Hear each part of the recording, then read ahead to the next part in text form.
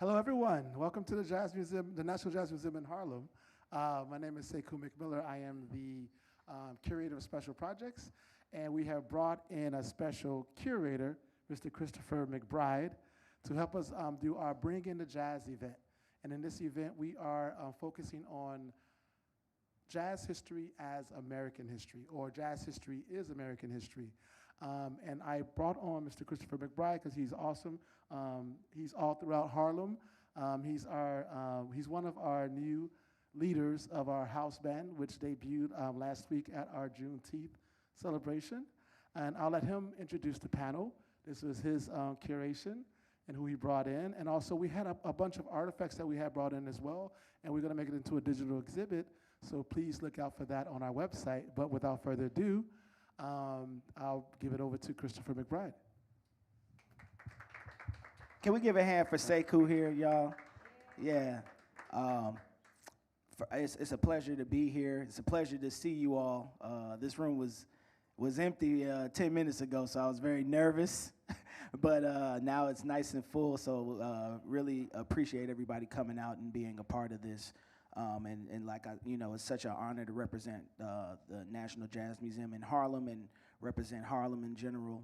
It really is a pleasure because it's so much history in this neighborhood, let alone this city. So I'm very honored to do this. I'm gonna start all the way on my left. This gentleman I've had the pleasure of working with a couple of times. And he's one of the preeminent trumpet players in this music. He's played Cliff Barbado, Bobby Blue Band, Robbie Coltrane, Frank Foster, Bernard Harper, Jimmy Heath, Vincent Herring, just to name a few. He's recorded 10 albums, toured globally under his own name, and also with the Black Arts Collective.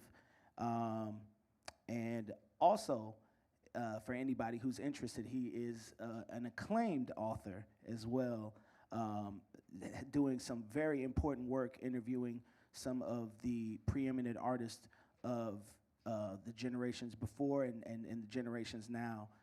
So that's an incredible work. I happen to have a couple copies of books. I think he's brought a couple of copies as well for anybody's interested. So please give a huge round of applause. This is Jeremy Pelt. Jeremy Pelt.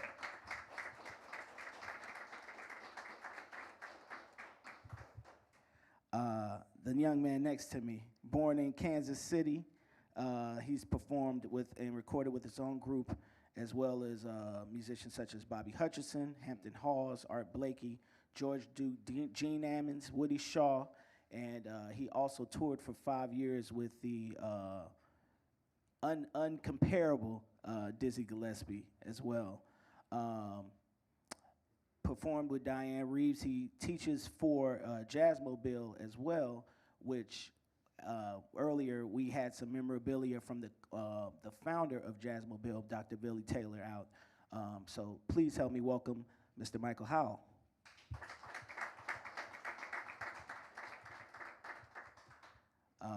The last moderator here, my co-moderator, I should say.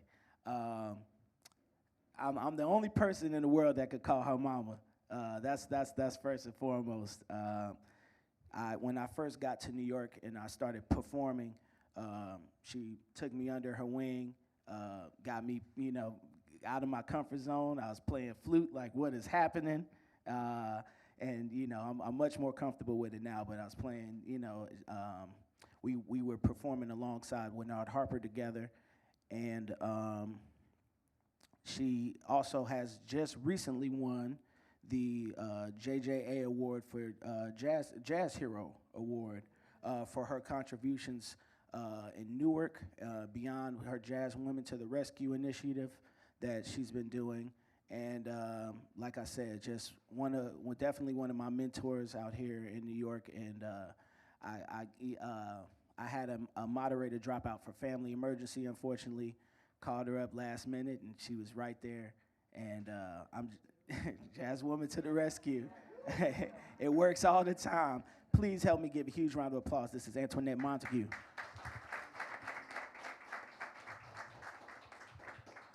So, yeah, without further ado, I guess we'll go ahead and start this panel. I'll start with Mr. Howell here. I guess what, one of the, some of the first questions I sent was like, what year, I know you were born in Kansas City, but what year did you actually move to New York City? I moved here at the end of 1978. Can you imagine 19 saying 19 now? But it was, that's when the presidents were changing, Ronald Reagan just messed over the president before, and Koch became president. I didn't know that you could be, the mayor. I didn't know you could be a mayor that long when I was here. But yeah, it's a lot of musicians came here around that time. I remember meeting with Marcellus around that time. He's clean cut, ready, yeah. Wow. Yeah. That was your class. Yeah. I feel like when we talk about, I know when I moved here, like there's a class of certain musicians that move in with you. I moved in with Corey Wallace, Ben Unson on guitar, Curtis Noasad was in, like, we talk about it like a class, almost like high school in a way. It's like, what class are you with? Musicians talk about that. So when Marcellus was in your Welcome to New York class. Could be, yeah. And, because also at that time, music schools had finally started taking hold, and there was actually classes of musicians from Berklee School of Music.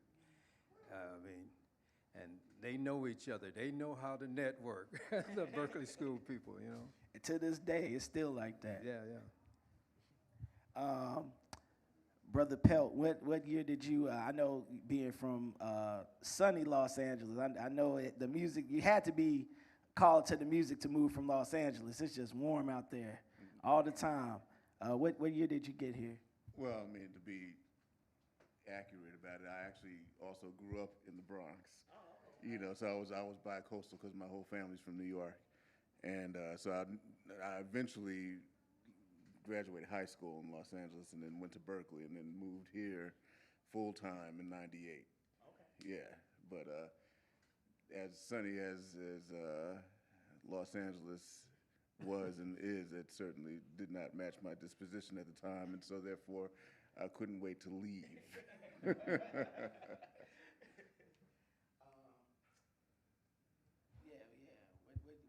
year did you start getting on the scene? I'd say 95, so I always sang.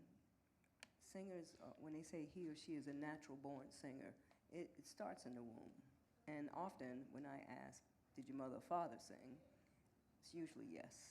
And when I got on the scene, nobody was out here doing the blues at all. Not in Harlem, not in this area, period. Under the guidance of a guide who did not ever want to be anybody's guide, so it took some finessing and trying to book her and really work with her as a manager. And I had no clue of what to do, but I knew I wanted to learn how to sing this music. And so Carrie Smith was my first mentor. And I traveled with Carrie. Every place we'd go, I'd get in touch with the local radio folks, et cetera. And so I did the same thing here. I'm like, okay, so gotta figure out BGO. And they don't want to really play you if you don't have a new record and a New York gig. That was that thing. And so we started doing stuff. And the one recording that she did with Sir Roland Hanna, a duo recording, on the way back from the cruise, we heard Sir Roland passed. And so I was running to the radio station, giving them records. And so I came up under the guidance versus just a peer structure. And it was before the internet.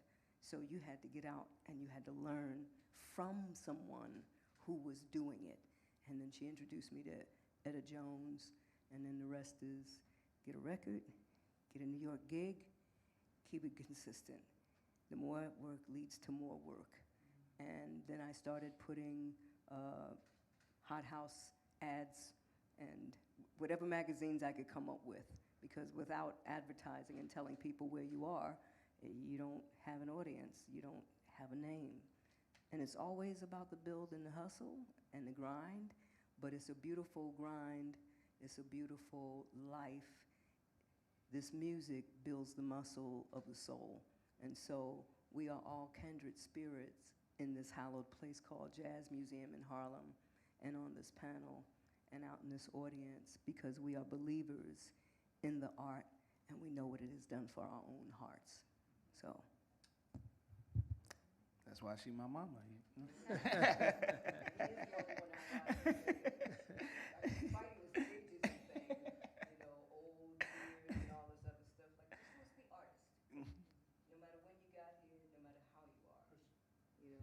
Let's just try to be artists, no matter how you got here, no matter what year you came to be, because if you are fortunate, you will grow old. Longevity is the reward of life. You cannot stay young forever. You will look mighty funny in the face if you stay young forever. Well, I'm 14. Well, your face fell apart from that little 14. So here we are. We have to cast out ageism, misogyny, racism. You know, now we have all the schools kind of doing the hustle of, you just got finished saying Berkeley, they all get together, et cetera. It's like, no, this is supposed to be a family that inspires global family feeling. And so what does jazz have to do with America, and this being America's foundational music? The blues is the roots, everything else is the fruit. So I'm just curious for our guest, how does your involvement with the art form help connect America back to respecting the art form? Would you like to hear from me? Yeah, I would like to hear from you. Okay. Jeremy, and then definitely Michael. Well, I'd say that, as you very well know, being an artist, the state of being an artist is always constantly evolving. And so at first, when we start out, especially in our younger years, it really tends to be more of a selfish endeavor. And then, well, at least for me, I don't want to generalize, but I mean, for me, it was just like, okay, I'm in it for, but I think that years and years that go by, and you tend to connect with people, and for me, especially the elders, there tends to be more meaning to what I do and more intention to what I do. And that's led me to some of the decisions that I've made recently, and some of the projects that I've been working on, which are directly related to your questioning in terms of how to really weave that into the fabric of the country. And I think that everybody, from a musical standpoint, could be doing that in their own special way, even if it's not on a grand platform. Certainly, once you put something out into the universe, that is one way that is connecting. And I've been doing that for some 26, 27 years now. But now with the added thing of now being an author and putting other people's stories out there, it's the hope, and I'm working towards really that grand unification, that kind of effort. So, yeah. I'll say amen. But you're right. I was very fortunate as a little kid. My father, I was in Kansas City. My father worked for a newspaper, and at one point he was the entertainment director. So he didn't like clubs. He says, if you get drunk, I want to be at home, not in the club. But he would invite the musicians to the house to rehearse. So when I was 4 and 5, I got to hear top musicians in the house, So I always had role models. It wasn't like, what am I going to do? What are we going, black people always need role models, it seems like, so they can fit in. I saw these guys, they used to wear tuxedos, suits, they were dressed up. I said, oh, this is cool. I like this. So all the music in America really, we call it jazz, but all American music is jazz. That's where it came out of, our culture. You know, it's political because we're the most democratic group in America. The so-called jazz musicians, we've been integrating for years, even though the root of it is still the black culture. I mean, it really is. Hip-hop came out of it. Even the infusions of other music, it's still off of those African rhythms and so forth, you know. Why do you think they sent Louis Armstrong around the world, you know, as an ambassador? Dizzy went around the world as an ambassador because this is our music, you know. Almost everybody else in the world, when you say jazz, oh yeah, that's American music. They don't have that anywhere else in the world. I'm proud to be part of it, you know. You said something about just the state of the music, you know, representing the state of the country. So this is a question I pose to everybody on the panel. But what is the biggest difference that you've noticed in the state of the country today compared to when you first came on the scene?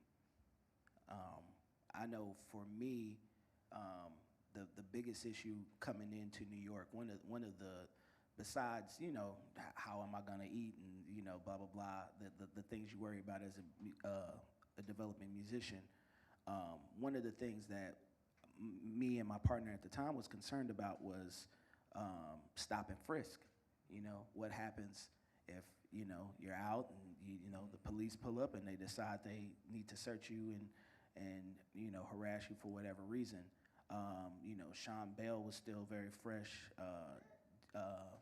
Diallo in Queens was still very fresh. Those murders of black men by the cops, and it wasn't a lot of it wasn't any policing at the time. You know, I mean,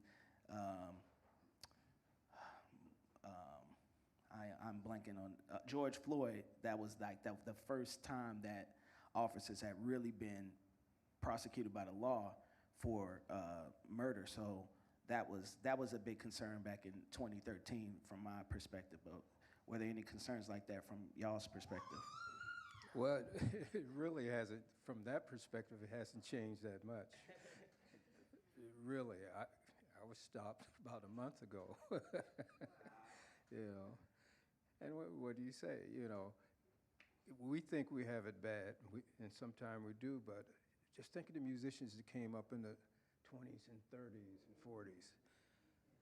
I mean, life was pretty tough, you know, and the musicians at that time, I think we were talking about it earlier, like Dizzy, Count Basie, these are road musicians. So they were out there all the time. You know, you have to sleep on the bus, can't, you know, even in my lifetime, I've been stopped traveling in the car, and they take all the instruments out. You know, luckily they didn't go to jail, put them back in. But, you know, this is something we always have to deal with. We just deal with it, you know. You know, I'm sorry. No, we're cool. I would say See, that he agrees. I don't necessarily see much of a difference, to be completely transparent. I mean, I feel like everything is cyclical, you know, and that goes from, you know, some of the more mundane things to the more serious things. I mean, look, there was a point in time where everybody was getting rid of their vinyl. And now everybody's putting everything back out on vinyl, right? Now the question is, nobody's getting CDs no more. Everyone's like, you got it on vinyl? I'm like, when did we get back to 1970s? But, you know, everything is cyclical. And I think in regards to that subject matter in particular, I think it's wildly cyclical. I mean, I remember, you want to talk about being in L.A., all 2020 reminded me of was back in L.A. when I was there in 92 and being right there in the middle of the riots. You know what I mean? So, I mean, it was, you know, I had a friend, my ex-girlfriend lives out in Minnesota, and when they started, calling the National Guard and everything up there right after, George Floyd, this is actually before they called the National Guard. I was like, okay, just because she was freaking out, I said, just calm down. But they're gonna call the National Guard. I could just read the whole thing like it's a script because I'd already been through it, and now here it is again. And I don't want to be morose about it. I always try to be as positive as I can, but if I'm asked that question, if I'm being completely honest, I don't really see much of a change. And I mean, when I was here, and I was also here in the early '80s when things like when people like Eleanor Bumpers and all that happened, then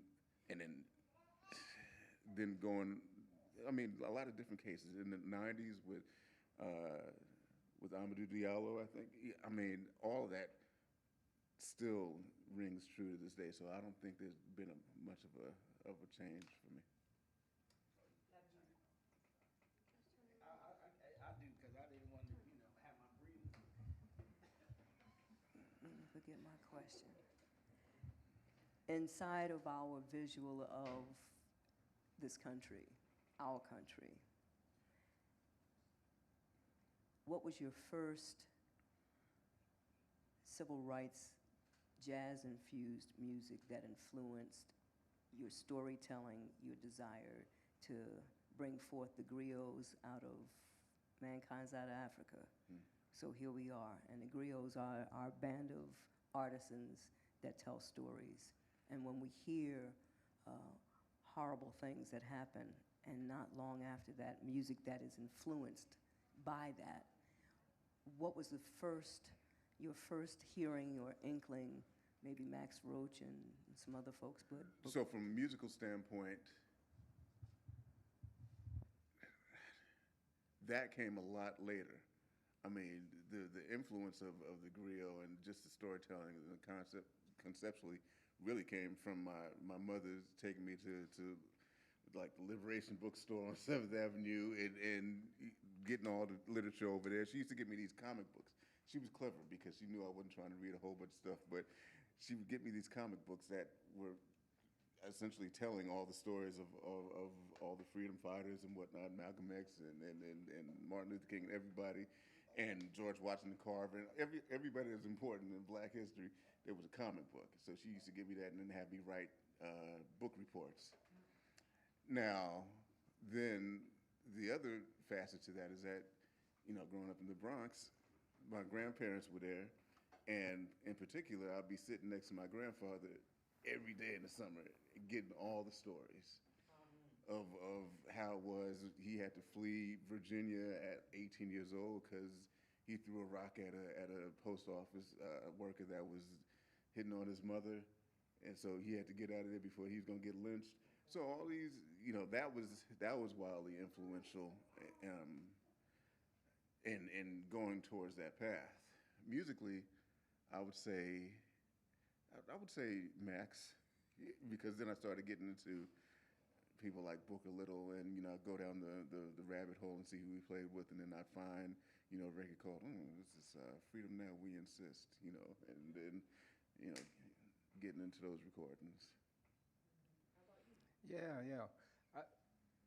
Because I had this music in my house, my father loved it. I remember him talking about Billie Holiday, the strange fruit. And it was just strange to hear this story, man. I said, wow, I'm a little kid on the trying to get all the, the nuances of it, and it wasn't too nuanced the way they told it. He said, no, these are really bodies hanging from the tree. It's not a make-believe thing. And I always liked Max and Robinson, Freedom Now. That screaming and yeah, man, come on, let's fight. But I was doing a lot of music in the '60s, and all the music was, well, I should say, most of it was like that. They were challenging the system. It was freedom time. And you know, people play that way now, but it's not because they feel that way. It's become a style to play that way. But that wasn't a style in the 60s. It became a style, but they were trying to get it out, you know. I actually got to hear Coltrane, that group, and you can imagine people, Train got into it, and people were like, ah, and Train, and I said, wow. But do you think that came from the field hollers? Oh, You know, our cries in church, yeah, our cries out in the Yeah. the abuses. We influenced how this country gets healed in its expression of the angst. Mm-hmm. What is it that occurs to you that there could be more of to help with the healing of the nation?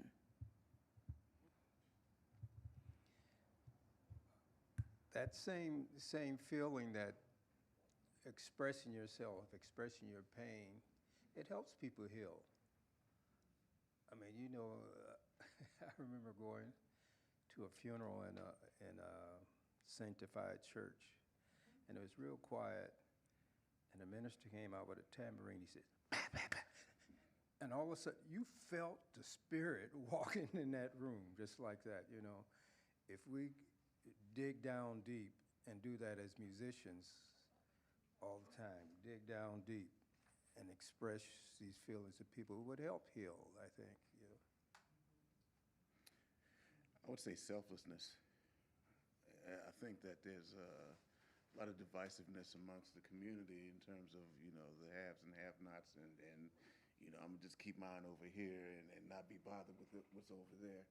And so I think that it's a more than a Sisyphean task, but if that could be somehow obtained, then we stand a chance. Was that some of the purpose behind and the motivation behind you writing and telling about griots and storytellers? What was your motivation? The motivation was that I'm approaching, well, no, I'm there. I'm middle-aged now, and but there's a point to it, and the point is that I relished the opportunities that I had when I first moved to the scene to play with cats that are no longer here. So, I mean, he read a partial bio, but there was Cedar Walton, there was Jimmy Heath, there was Tootie Heath, there was Al Harewood, there was Eddie Locke. There was a whole bunch of people that I got a chance to work with. And really, for me, it was about connecting or getting this information out to a younger generation that will not have that possibility.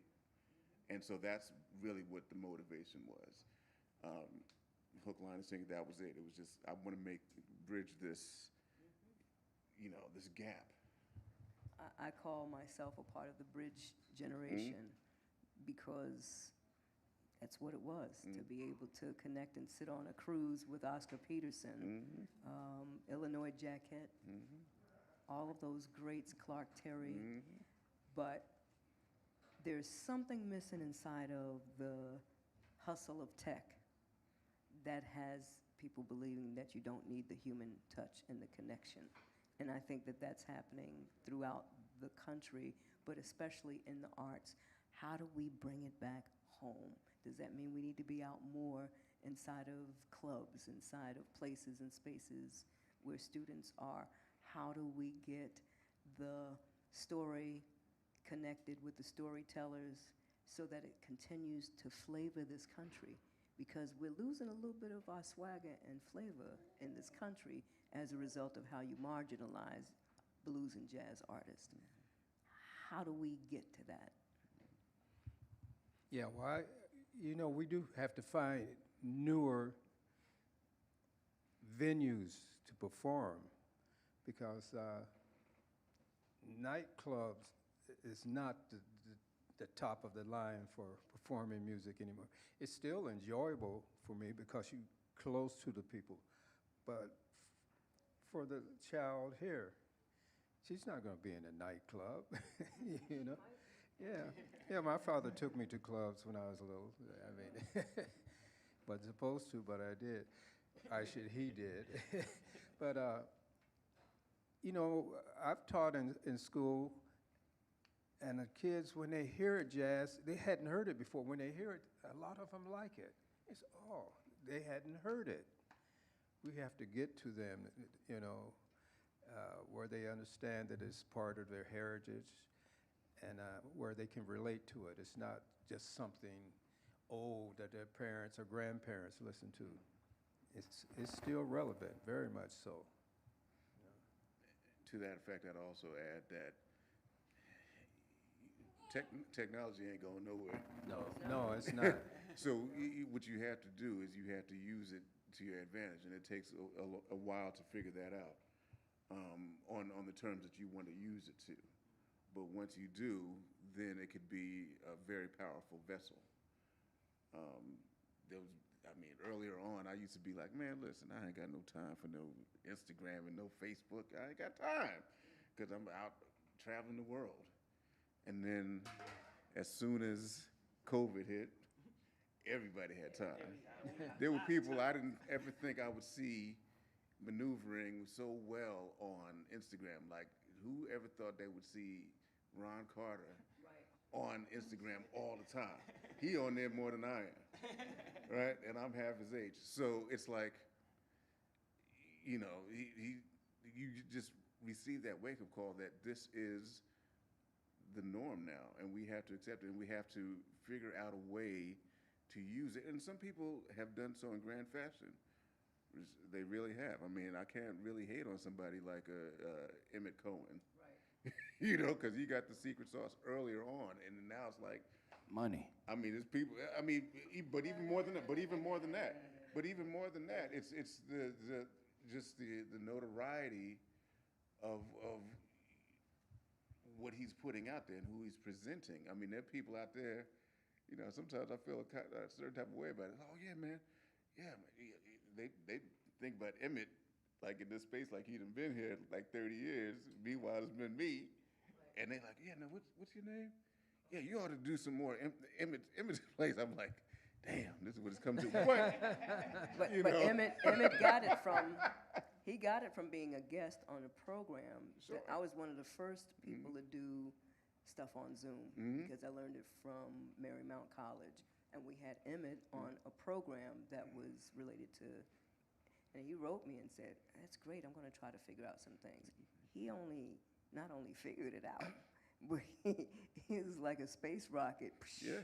So it goes to show that when we create, innovate, there are always people watching and always people able to show you how to really do it. And so how do we really do our life in this journey of, I have to always include blues. Blues is the root. Sure. Everything else is the fruit. And when I listen to music, Dominican music, Hispanic music, I hear the African influence. As they say, there's no such thing as Latin jazz, it's all African. Well, there's a whole movement trying to flip around and say, oh no, we are lockstep. How do we figure out how to embrace other cultures inside of what we created and invented, but also honor the fact that we created it and invented it? How do we do that inside of a very, very shifting, swiftly shifting America? Christopher? Yeah. He said, he's a moderator. I mean, No, it's kind of strange that there are 50 different types of jazz now. You know, once she agrees, she's on my side. But you know, almost now, because jazz has become global, every country wants to take it. They say, oh, this is French jazz, this is Italian jazz, this is, you know. and they're just breaking it up. So that's marketing. Besides them snatching it, we have to make sure that they always give credit to where it came from. You know, the blues and jazz. Louis Armstrong was a blues player. He's a blues, you know. Bessie Smith was a jazz singer, but it was blues. She said she was hip, man. and so forth. You know, I always say, what kind of music you play? Yeah, I play the music of Louis Armstrong, Duke Ellington, Dizzy Bird, Miles Coltrane. You know, because you start giving to those labels, you get into trouble. Because that's marketing, and generally, we're not in charge of the marketing, you know. That Duke Ellington did not like the word jazz. He said for us to be beyond category. Right. And beyond category is sometimes, you know, if you wrote a research paper in college and did not cite source, what would they do? They kick you out. So we have a lot of people citing source and not acknowledging, we have a lot of people duplicating source but not citing source. How do we become encouragers of people citing source globally, but especially within our schools? I watch students standing around a television so that they can get the same licks that were created by the architects of this music. How do we get the colleges to be lockstep with citing source? How do we get them to have the students honor the people who are the inventors of it so that they understand that this is the flavor that we put in this soup here? How can we get to a better place of acknowledging what we created? Part of it is like he's writing his book. You know, people that have been there, the people that are doing it.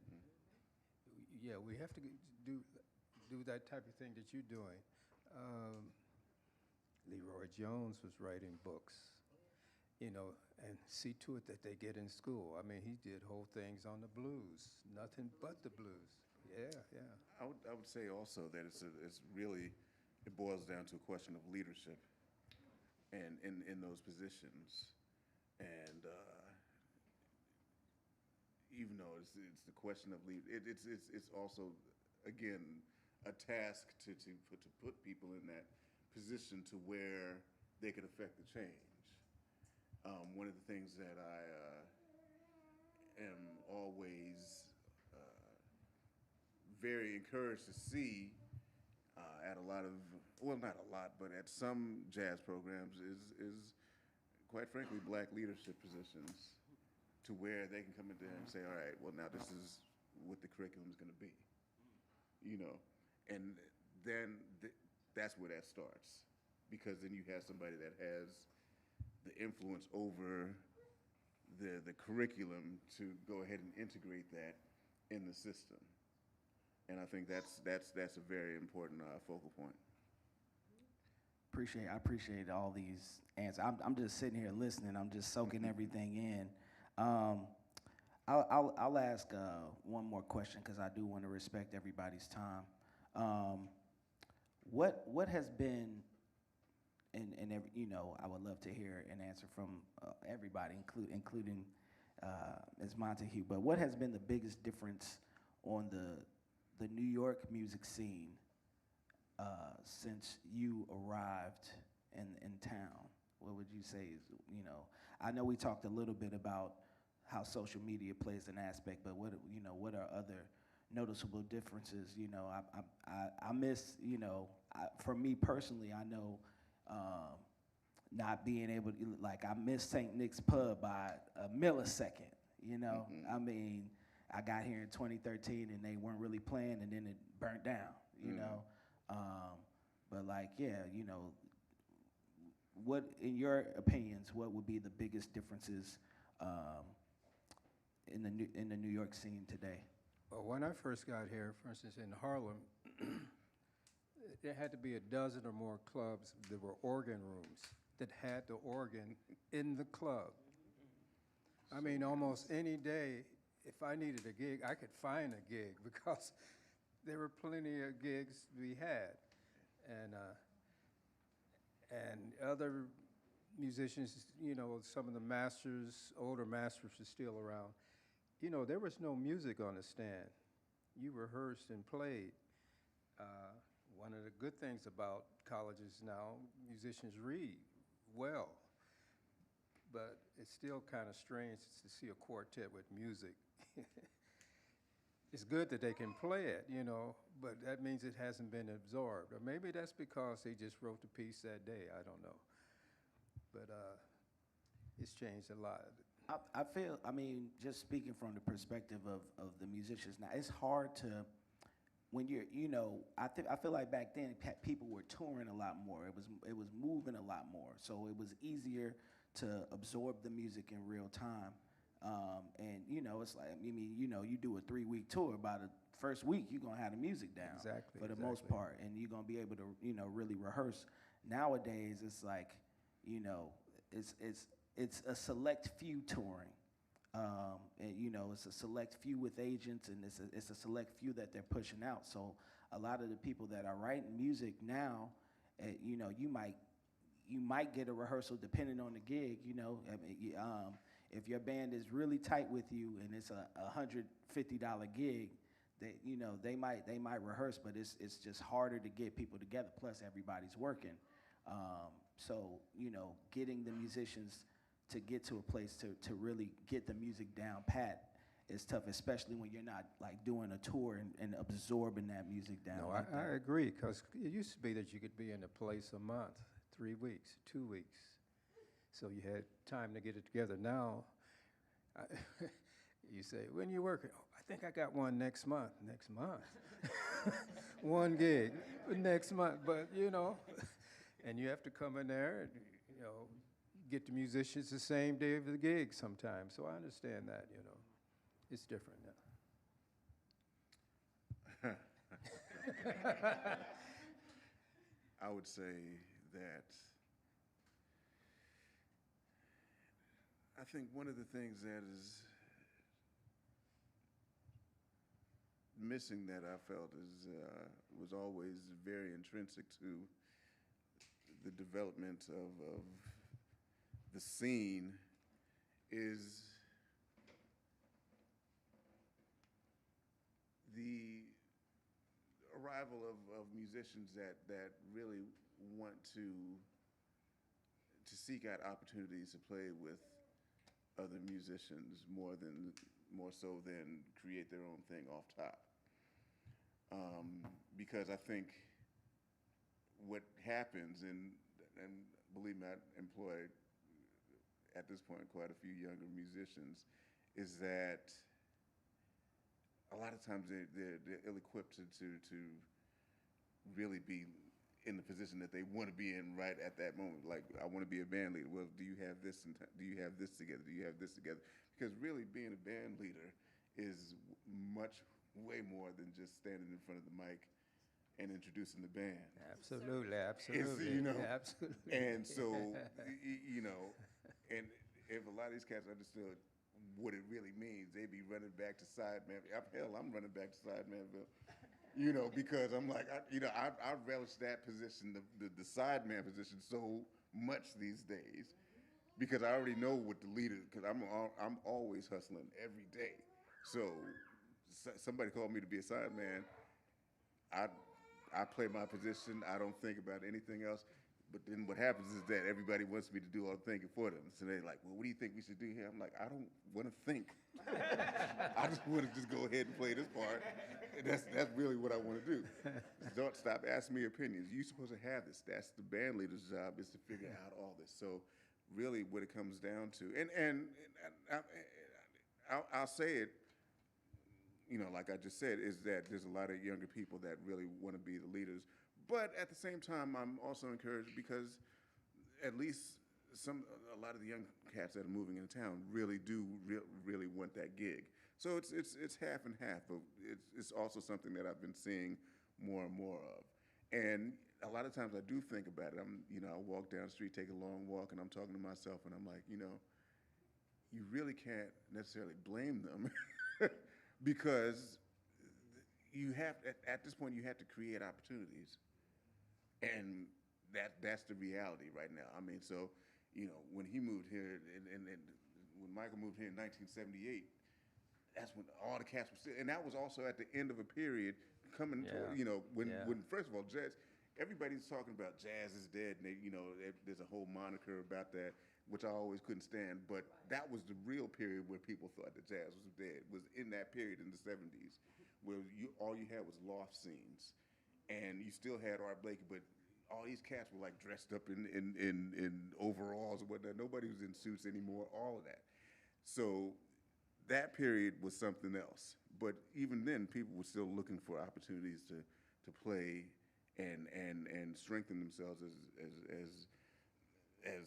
as musicians and as sidemen and eventual leaders. When I moved to the scene, the cats were still around. You still had Betty Carter. You still had a lot of incubation bands, I would call them, but even more so than that, that you could really benefit from. And now, you don't necessarily have that as much. Now, quite frankly, you have my generation that is a connection to that other generation, which I'm all but too happy to really have cats, really learn under those, under that, I won't say condition is a better word for it, but under that kind of dynamic, but still, that in connection with what you guys were talking about, which is the lack of opportunities and places to play, I mean, it makes it all but almost impossible. So, I mean, you're always thinking in terms of, well, how can I create this opportunity? Because it's something that is very palpable. And I feel like jazz, that very dynamic is pervasive throughout the whole country. There are not a lot of opportunities for young people to create a place and space, entrepreneurially or working for places. So they need to really check out this thing called blues jazz, the people who are blues and jazz people, and look at what is happening and then compare it to, well, what's the scene throughout the country, but how do we go about trying to create places and spaces to help fix it?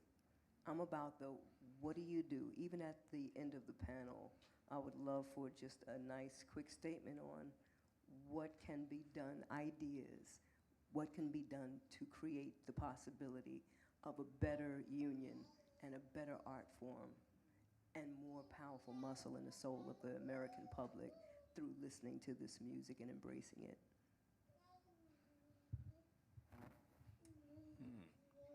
Well, one of the things, like you hit on one of them, we really have to embrace this technology to get to more people because, I got 1 million followers. Well, I wish we could get 1 million followers for each one of our bands.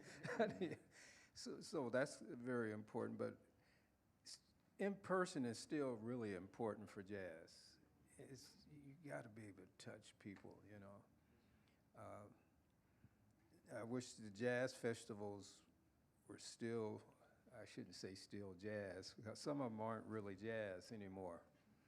Now, I remember when the jazz festival became the cool jazz festival here, and it wasn't too cool as far as jazz goes. When the Newport was really happening, it was really jazz. You could see the people enjoying it. We have to have some more of that,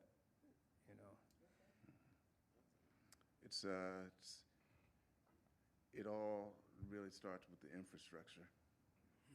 And much like we were talking about with with education and talking about the positioning of leadership to really inculcate their respective universities, I feel like, especially if we're talking about wider recognition, it's always about the infrastructure. Because, 4 years after COVID and shut down, I think that even the most unlikely people have mastered to some extent how to use Instagram and Facebook and everything. So it's not for the lack of trying. anymore. I think that the sad thing about it is that there are people that are higher ups in the infrastructure that could affect things from a financial point of view, fiscally, and from a musical standpoint, tend not to do so because all they're really thinking about is the financial aspect, which is why you'll see certain people play at certain venues 4 or 5 times a year. It's lazy. It's lazy. So it really starts with that infrastructure. Now, how do we get to that infrastructure? That's a whole other question. Well, I mean, I just wanted to just at least shed the light. I mean,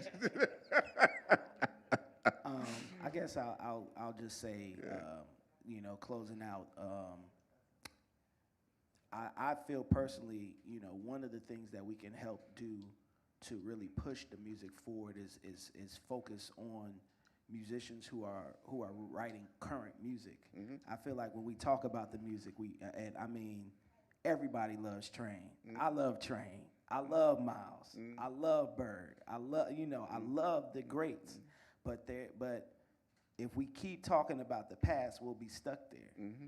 And we have to, there's so many more musicians that are writing creative music, innovative music that are reflecting of the times, reflective of the situations, and we have to push those, not to shut down the people of, that's you saying paying direct homage to those, of course, but you can hear that in the music, but we do so much time idolizing the people before us that we're not really focusing on the people of now, mm-hmm. which, so people go back, they hear that, I remember when I was in high school, it was hard for me to listen to Charlie Parker records because they sounded old. Mm-hmm. And that was me and Clifford Brown.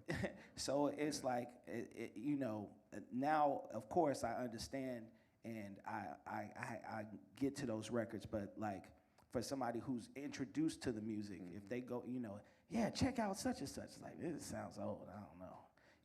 I feel like we have to start them in a newer place, and then the people who are really into it will work backwards, but we can get more people if we start from a newer position. And yeah, of course. Yeah, I mean, that's why I talk to you on a regular basis. It's like, what can I do to, we're unfortunately we're out of time. I gotta get up the next part of the day, but if we could give a huge round of applause to these people. Thank you so much for your insight, for your input. I'm honored to share this with you. And we're going to break this down quickly and get ready for the next part of the day. Thank you guys so much. Thank you, Christopher McBride. Thank you, Anthony Montague. Thank you, Michael Howell and Mr. Jeremy Pelt. Thank you guys so much. Yeah, so we're going to do a quick turnover. We're going to have a beautiful concert coming. Christopher, you want to talk about it? Yes. We're going to set them up first, and then I will introduce them. But please stick around. The Willerm Delisfort Project will be next, and they'll be playing until about 4:30, probably on the dot, because they got to run the other gigs. But we're going to try to get them set up quickly. Thank you so much. Yeah, man. Good luck on your tour, man. Yeah, man. Yes.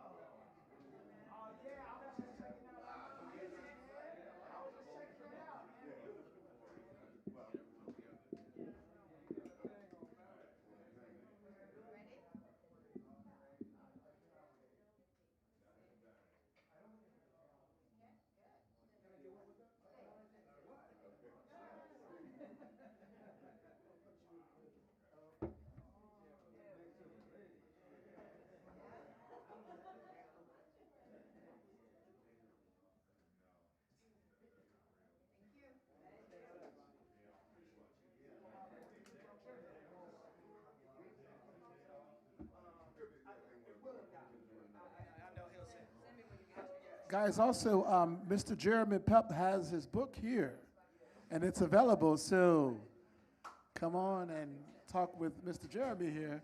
It's available. Find him.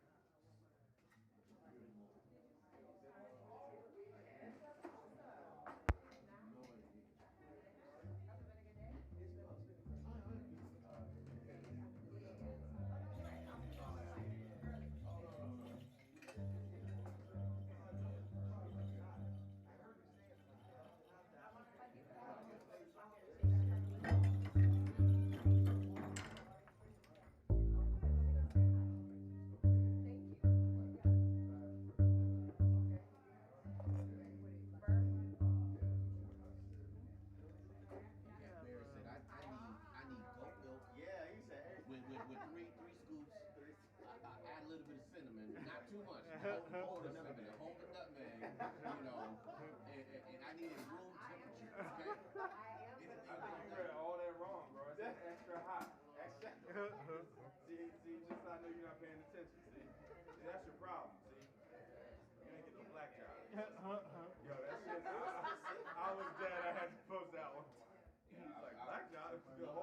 dumb. I think I sent it to you. He goes, like, so the whole time they ain't been hired black people, we've just been applying to the wrong jobs. Like, this is ignorant. At the highest level. High levels of overt ignorance.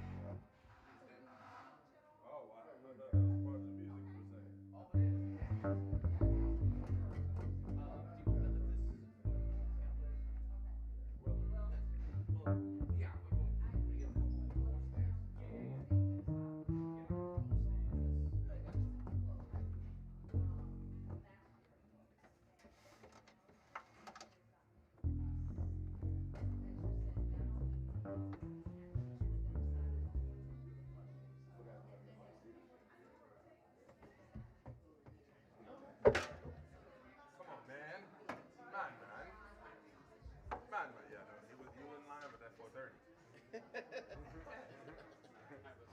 4:30 is 4:30.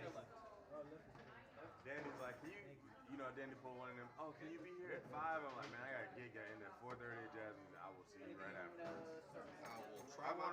I want to run 2 tunes. You want to do what? You want to run 2 tunes that I can just read down? This ain't for me. It's not for me. You know I can read, right? So I've already, yeah. Not for me. I love to play that muscle. You know I can read, right? That shit don't be for nobody. Let me just put it like this. That shit don't be for nobody who's actually playing the tune. Yeah. Right, put him in G flat. Dog, they don't be for me. They don't be for saxophone, trumpet. Don't be for none of that.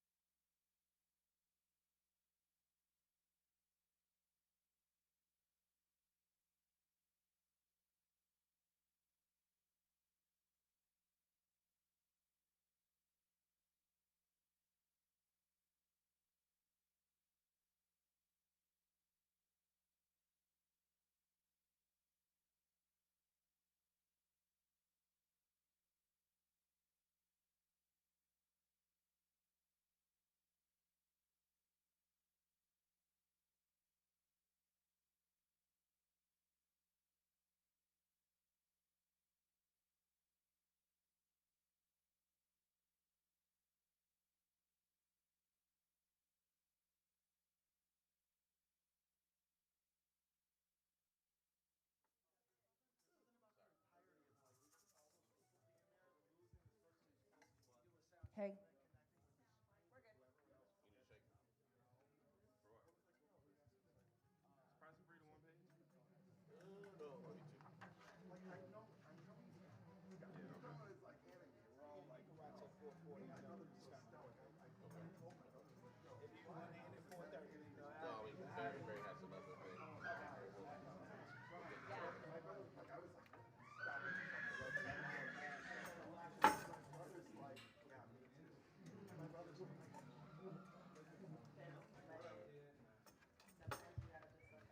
All right, everybody.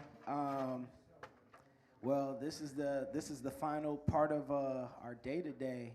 I'm just once again grateful to the National Jazz Museum of Harlem for trusting me with this day.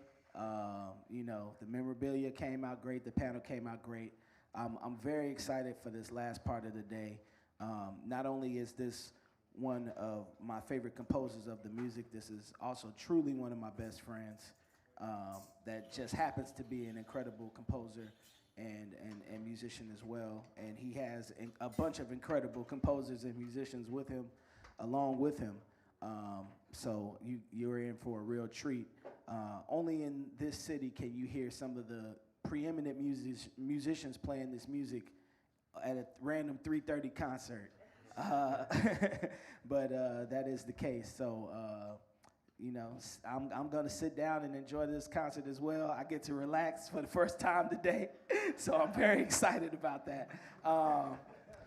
This brother is from Miami, Florida, by way of Chicago, where we met, and then he moved to New York, and he harassed me until I decided to give it a shot myself.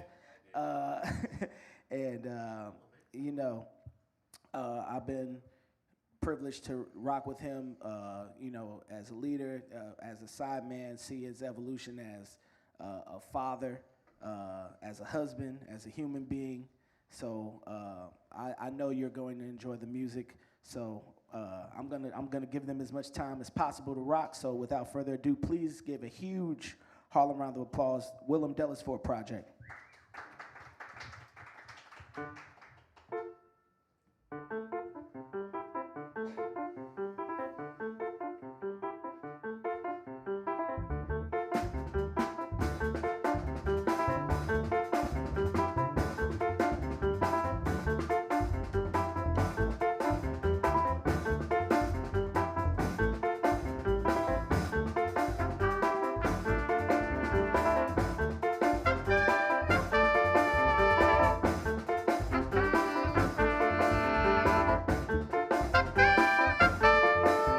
The line has been drawn without knowing. The right never lawfully owned. We're taken away, treated like slaves. The justice and freedom unsung.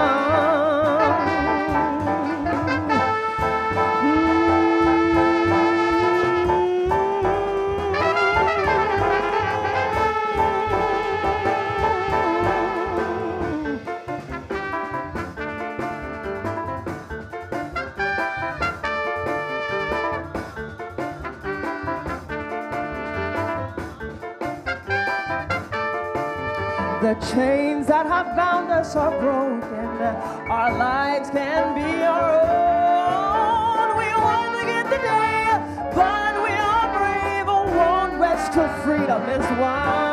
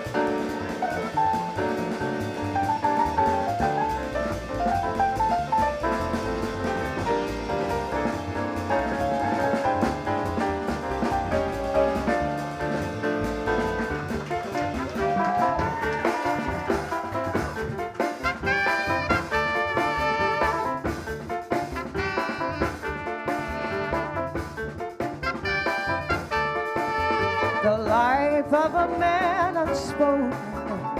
Freedom is calling his name. Well, he fears for his life, worn and out strive, strong but the freedom unclaimed.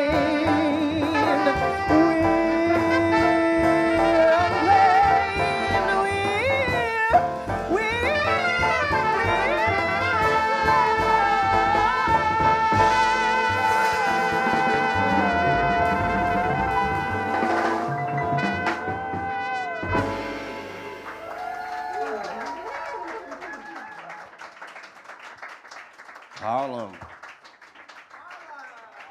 I want to say good evening, but that's just right. It feels right to say that. Thank you all so much for spending your, what day is it?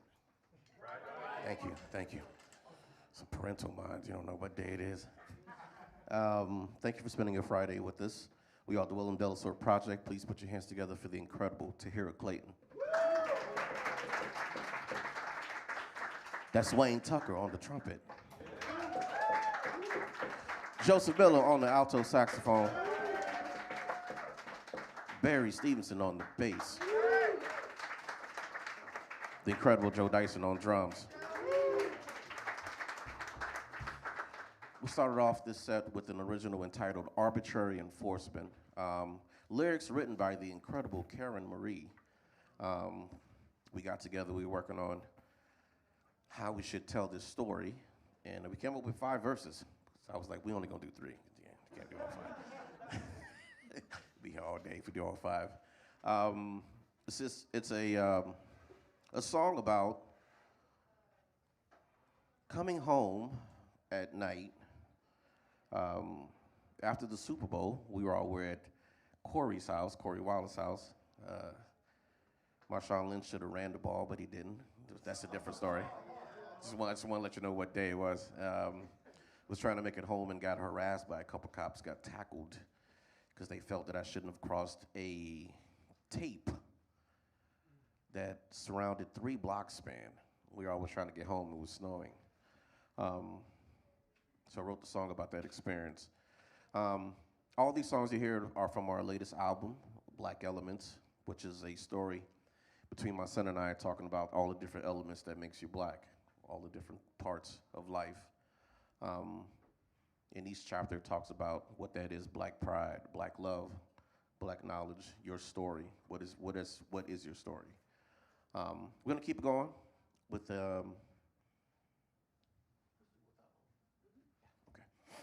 another original entitled "Without a Home." This is pre-Obama, like you know he's about to win pre-Obama, and like America knows he's about to win pre-Obama. That was a really weird situation because they didn't know how to deal with it, and some people were acting out. While Chris and I were attending Northern Illinois, someone decided to write on the wall, "Go back to Africa." I mean, they didn't leave a ticket, a flight ticket, nothing. Just told me, if I got to go back, you got a flight? I mean, I got to come out my own pocket? But, I mean, rude, right? You know? Anyway, so we wrote this song and dedicated to that experience, to be told to go back to Africa as a grown man born here. So and I grew up in the South, so, you know, yeah, it was a weird experience. So I hope y'all enjoy this. Without a Home.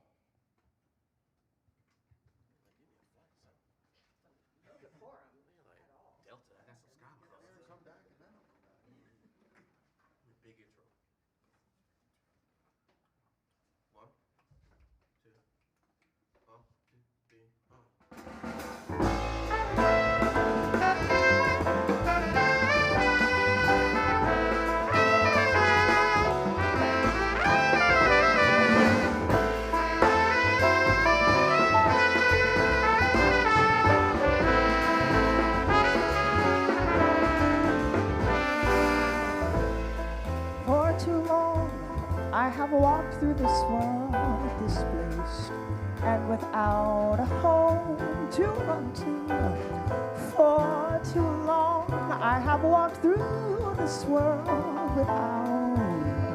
without my home. But I know that I belong. somewhere I belong somewhere in the universe.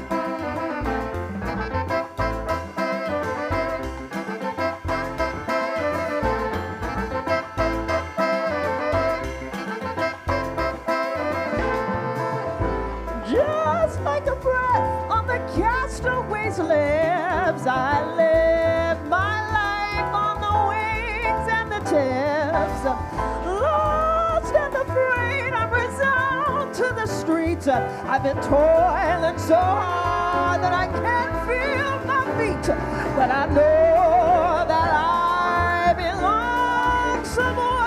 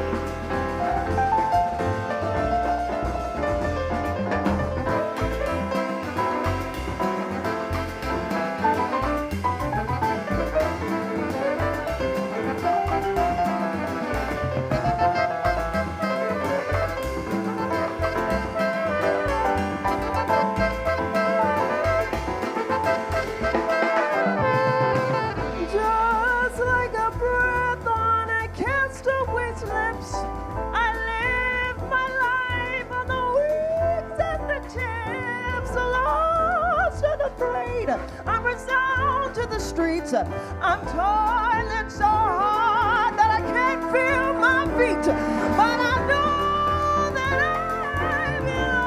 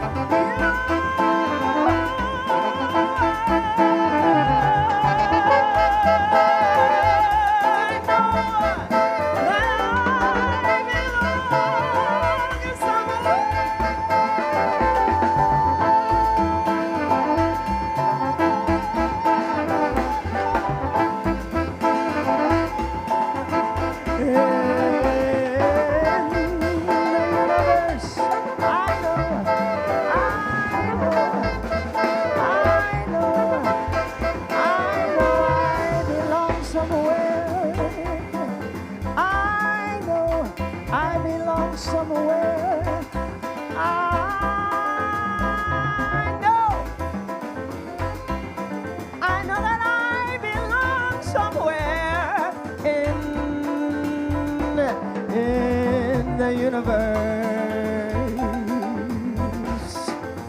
I belong somewhere I belong in somewhere in this universe.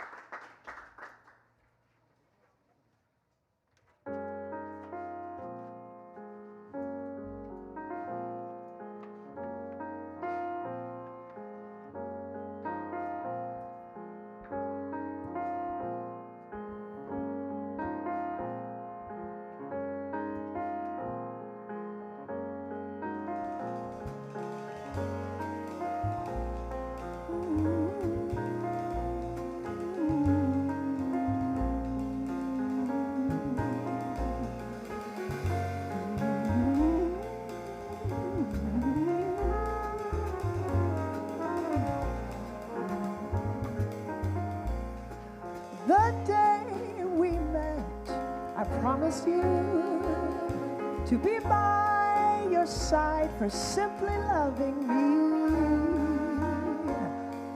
I've come to ask you one thing, to be your first, your last, your everything and more.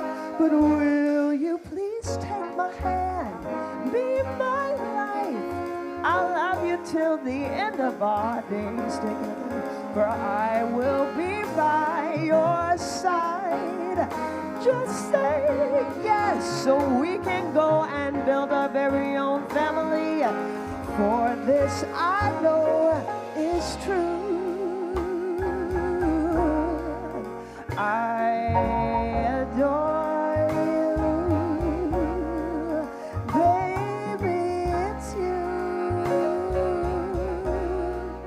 I adore you.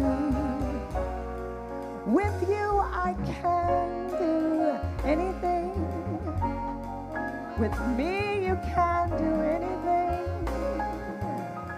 Oh, we'll share our hopes and dreams for us. Our love will be unstoppable. Marry me, my darling, won't you marry me? Baby, please. Why, baby, won't you marry me? For this I know it's true. I adore you, baby, it's true. I adore you.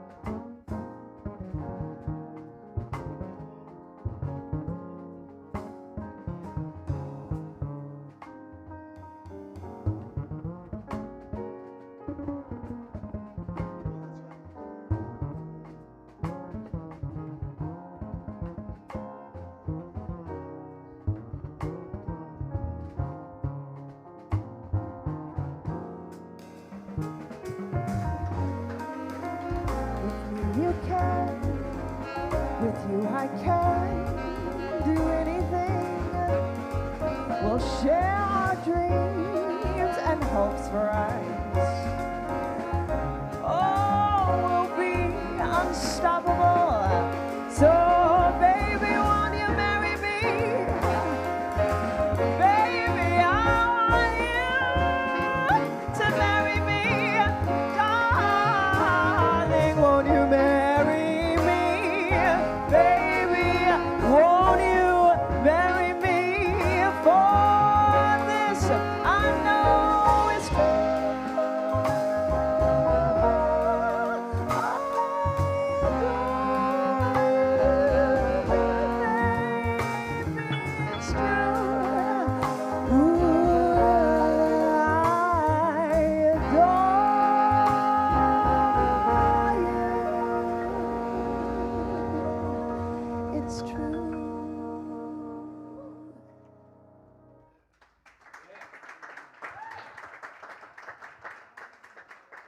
You better sing.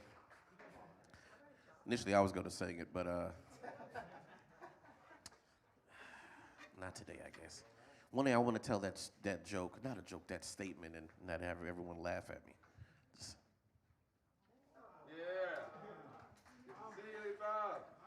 Always got to give love. So the last one was entitled "Marry Me." It's my attempt at writing a love song. Yeah, it was just, a dedication to love.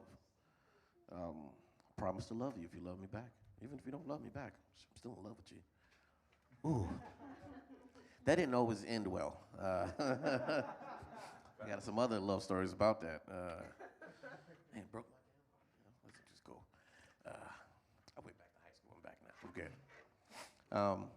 We're going to keep it rolling with another one entitled "The Price of Freedom." The last gig we had, I think I asked everyone, what do they believe is the price of freedom? How much is the price of freedom? That was at another club. I don't know, someone said something, and it was like, there. They were drunk, so it really didn't matter. It was a serious question. It was a serious question. I was like, okay, well, no, but what is the price of freedom? Should it have a cost to it? Should it be free? It's a question I'll pose to you all as we play this next one, entitled "The Price of Freedom." Lyrics written by the incredible Kendra Foster. So I always want to give a shout out to Kendra. She's a brilliant lyricist. This is the price of freedom.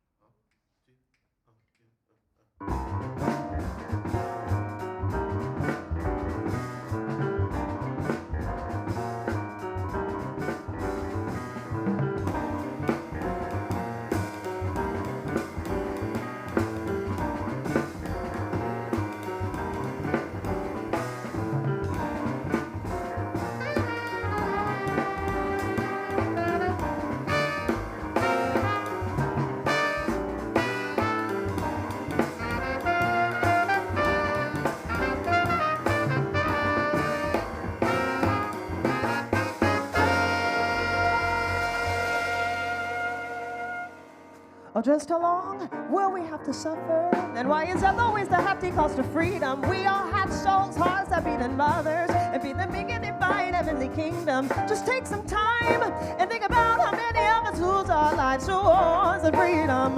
Engage in the fears, the toxins, and giving our lives with hatred. And tell me what's the cost? Who are we to name the price of freedom? Tell me what's the cost? Who are we to name the price of freedom?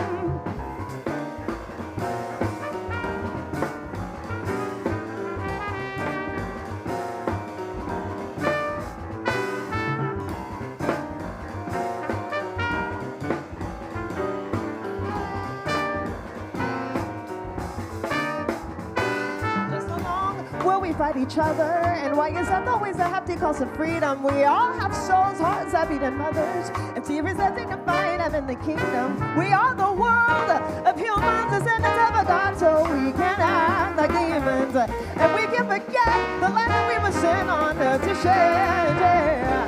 Tell me what's the cost, who are we to name the price of freedom? Tell me what's the cost, who are we to name the price of freedom?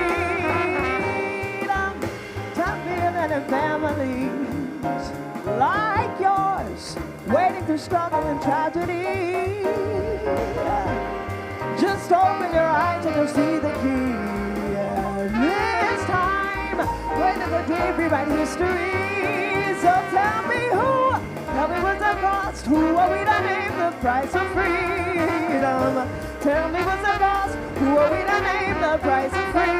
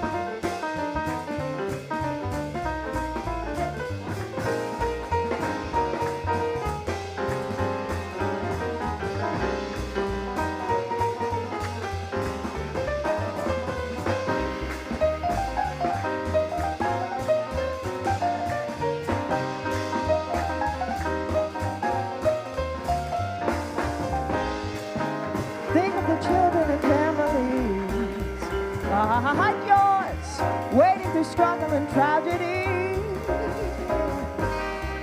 Open your eyes and you'll see the key. This time, I'm gonna let you rewrite history. And tell me who are we to name the price of freedom? Tell me what's the cost? Who are we to name the price of freedom? Tell me what's the cost? Who are we?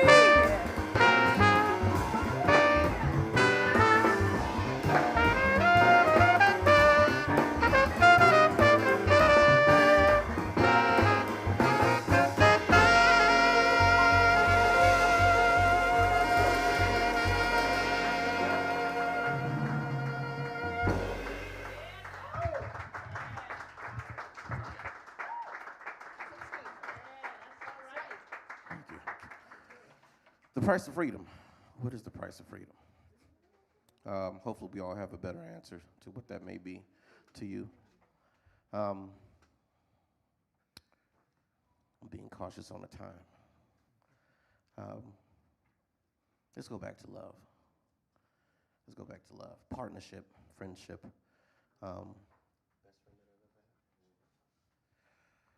This next one, it's a story about love found, love lived, and love lost. The whole cycle of being with someone. And it doesn't even have to be a romantic way, it's just loving someone. This is a song entitled Best Friend That I've Ever Had. Also let you know that if you want to know more about the band, our album, more than welcome to scan this. We got some cards as well, where you can find the album online. Technology, I was talking about technology. I'm trying to keep everything that the panel talked about in mind. It's an amazing panel. I thoroughly enjoyed it. This is entitled Best Friend That I've Ever Had.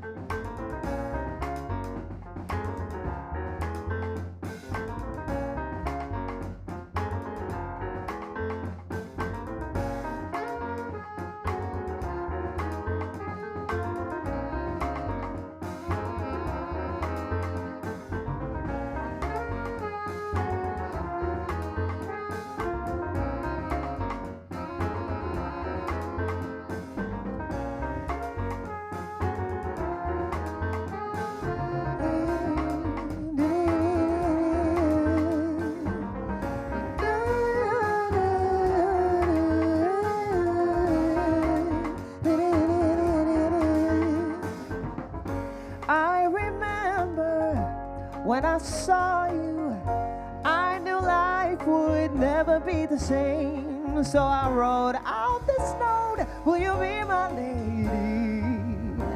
Become the best friend that I've ever had. Become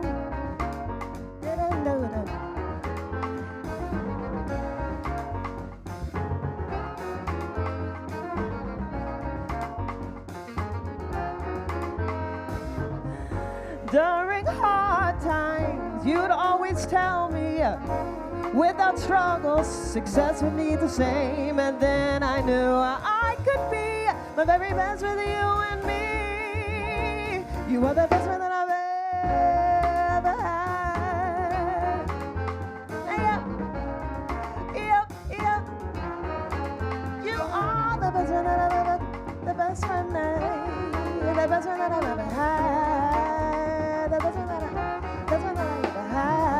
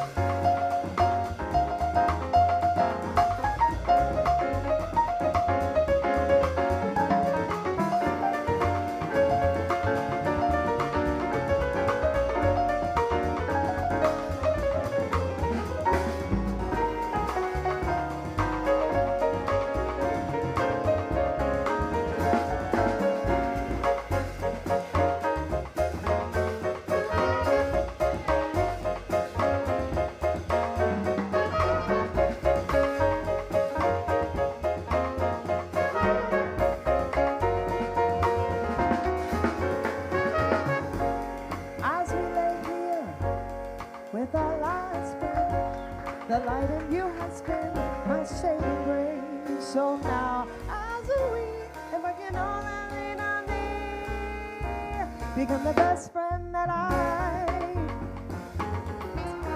become the best friend that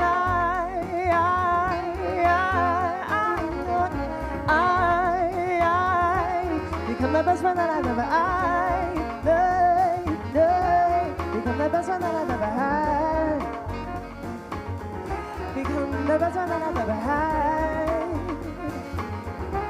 Become the best friend that I've never had. Become the best friend that I've never had.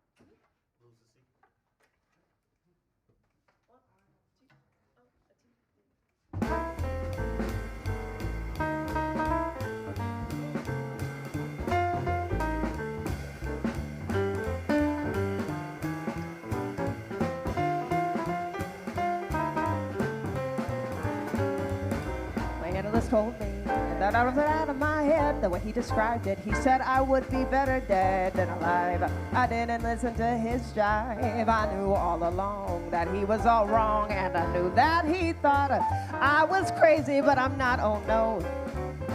My analyst told me that I was right out of my head. He said I need treatment, but I'm not that easily led. He said I am the type that is most inclined when out of his sight to be out of my mind. And he said I was nuts, no more ifs or ands or buts, oh no. Well, they said as a child I appeared a little bit wild with all my crazy ideas, but I knew it was happening, I knew I was a genius. What's so strange when you know that you're a wizard at 3? I knew that this was meant to be. Yo, well then they said little children are supposed to sleep tight. Well, that's why I drank a fifth of vodka one night. My parents got frantic, didn't know what to do, but I saw some crazy scenes before I came to. Now do you think I was crazy? I may have been only 3, but I was swinging. They all did Edgar and Bill. They all did Edison and also with Einstein. But why should I feel sorry if they just couldn't understand the reasoning and the logic that went on in my head? I had a brain, it was a team, so they choose to laugh at me because I refused to ride on all those double-decker buses, all because there was no driver on the top.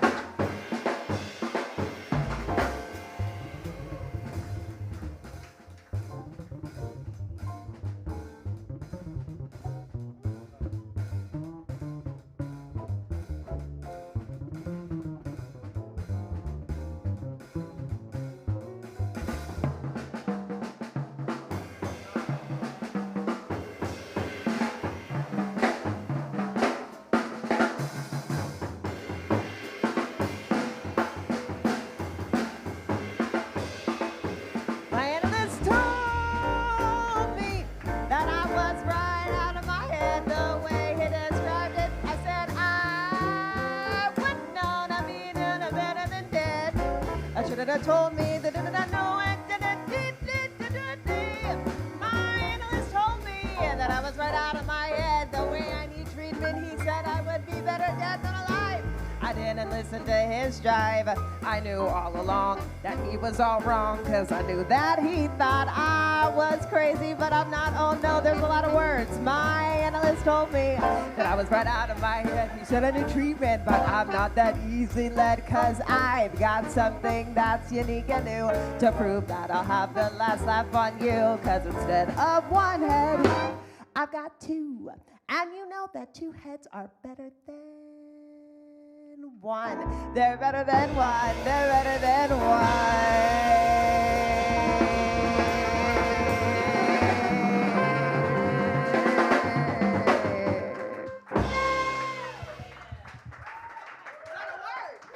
That's a lot of words. Thank you all so much. Tahira Clayton, ladies and gentlemen.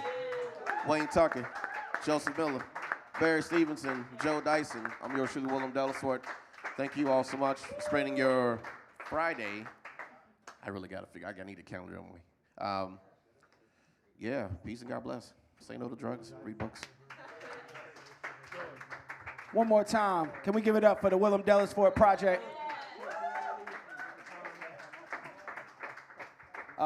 That concludes the day.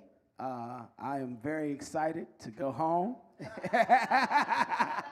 I just wanted to say it's been an honor once again guest curating this event. Thank you to Sekou for having me and trusting me with this project. We've been in touch a lot these last couple of weeks, and I'm just really grateful for this opportunity. And thank you to Willerm for your brilliant music.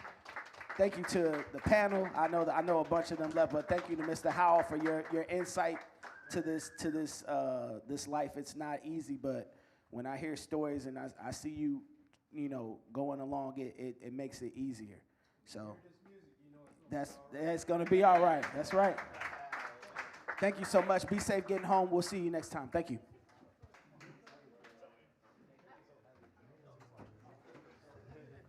Thank you guys for coming out. Give it up, Mr. Christopher McBride.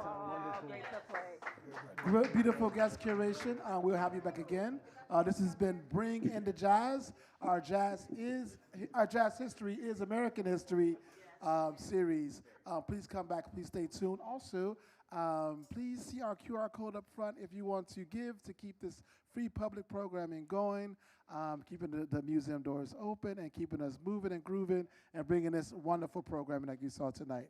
Thank you, everyone. Thank you to panelists. Thank you to this amazing band. And, yeah, see you guys next time.